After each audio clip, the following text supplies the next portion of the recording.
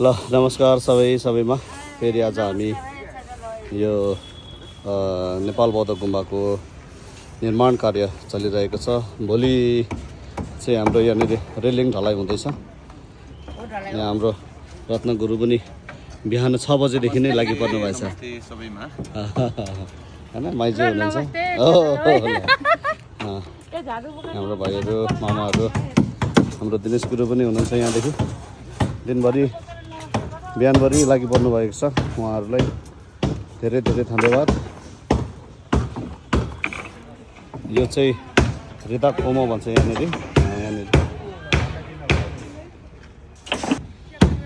ल हाम्रो भरियाहरू हुनुहुन्छ यहाँनिर भोलि रेलिङको लागि। यहाँ हजुर हो हाम्रो श्रमदाता भरिया लेबर, हामी लेबर, काम गर्ने लेबर हामी। ल सबैजनाले पुण्य आर्जन गर्नुभएको छ, त्यसको लागि धेरै धेरै धन्यवाद। हाम्रो बिमला दिदी हुनुहुन्छ यहाँनिर। कति भारी भयो दिदी? राम्रो बनाइदिनु अरे होला। क्षमा हुनुहुन्छ हाम्रो क्षमा बिमला दिदी। कति भारी भयो?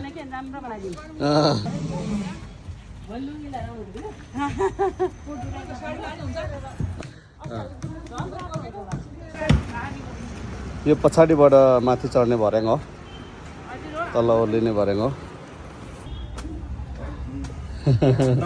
नमस्ते। हाम्रो त्यस गुरुङ दाइ हुनुहुन्छ, उहाँ चाहिँ हाम्रो निर्माण समितिको एकदमै सक्रिय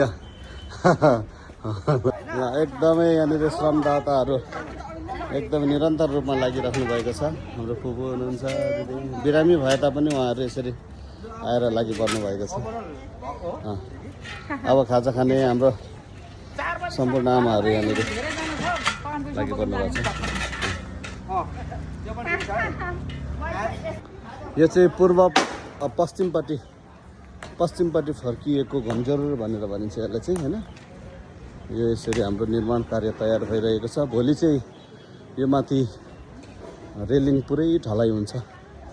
बाहिरपट्टि जुन पूर्वतिर फर्किएको छ, त्यो पूर्वपट्टि फर्किएको भागको यो रेलिङ चाहिँ भोलि ढलाइ हुने छ। कार्यक्रम रहेको छ, छलफल कार्यक्रम। नमस्ते फुपू। फुपूले खाजा मार्दै हुनुहुन्छ।